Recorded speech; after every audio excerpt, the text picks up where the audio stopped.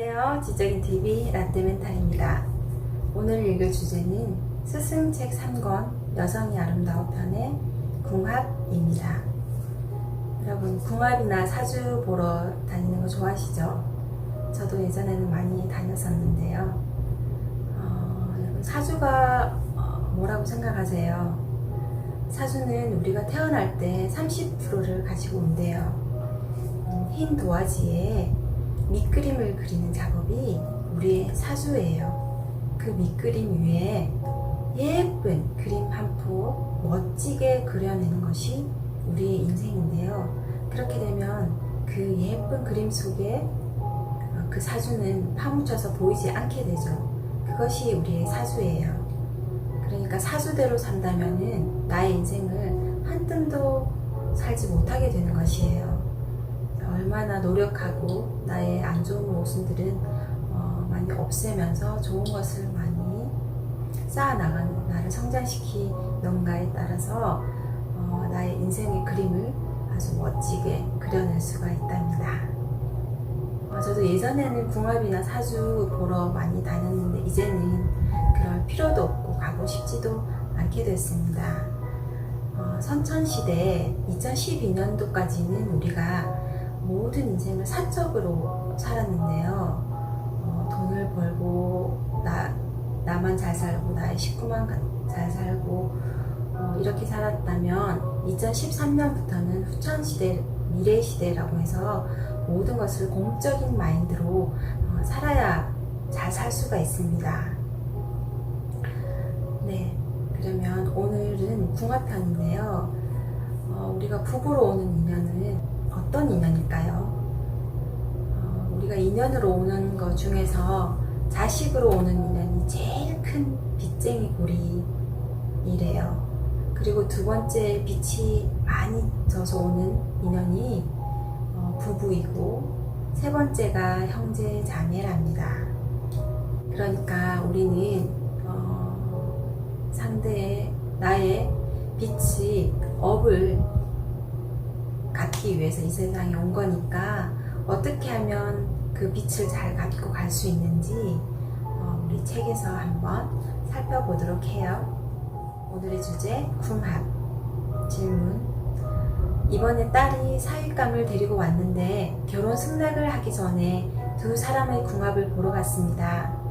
궁합이 안 좋은데 둘이 좋다니까 그냥 허락을 해줘야 할지 고민입니다.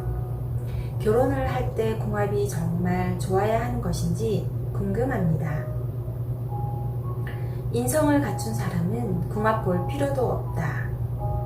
이 문제는 어떻게 보면 중요하고 어떻게 보면 중요하지 않다. 궁합이 좋다, 나쁘다는 것이 무엇을 보고 이야기하는 것이냐. 인간은 동물적인 육신을 70% 가지고 있기 때문에 여기 3차원에서 동물적으로 살 때 그 성격이 서로 맞는지 안 맞는지를 따져서 통계로 나온 것을 보고 궁합이 맞니 안 맞니 하는 것이다. 예를 들어 12띠 동물 중 소가 여물을 먹는데 닭이 그 밑에서 먹이를 쪼아 먹어도 발로 차지 않으니 서로 놔두어도 괜찮기에 합의가 맞다고 하고, 어떤 동물과 어떤 동물은 서로 앙숙이니 합의가 안 맞다고 한다. 즉 뱀, 닭, 소는 서로 궁합이 맞고 범, 말, 개도 궁합이 맞으니 이런 띠를 가진 사람끼리 만나면 잘 산다고 말하는 것이다. 이런 식으로 동물의 잣대를 대어 맞추어 놓은 것은 무엇을 뜻하는 것이냐?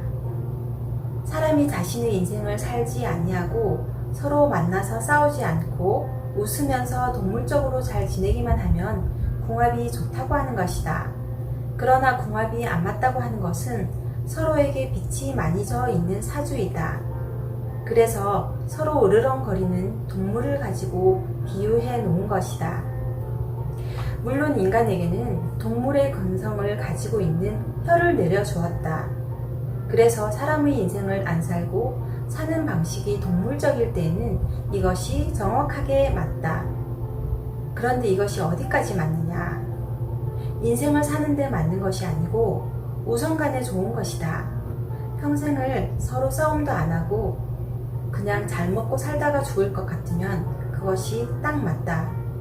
그러나 인생을 살 때는 서로가 업을 갚아야 한다. 우리는 업을 갚기 위해 여기에 왔다. 그런데 만약 상충을 일으키는 사람끼리 만났다? 보통 우리가 띠를 서로 맞출 때 가위표가 되면 상충이 되는데 이 상충은 서로 빛을 많이 찌게 된 사주이다. 그러니 빚 갚기에는 상충이 제일 좋은 것이다. 상충끼리 만나 서로를 위해서 살면 최고의 인고 부부가 될 수 있는데 지금은 서로 원수가 되고 있다.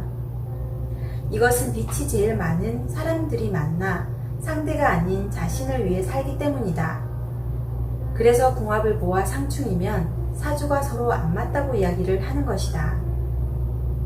그러나 상충끼리 만나 서로를 위해서 살면 인고 부부가 되고 궁합이 맞는 사람끼리 서로가 마냥 좋다며 노력하지 않고 살면 인생을 놀다 죽게 된다.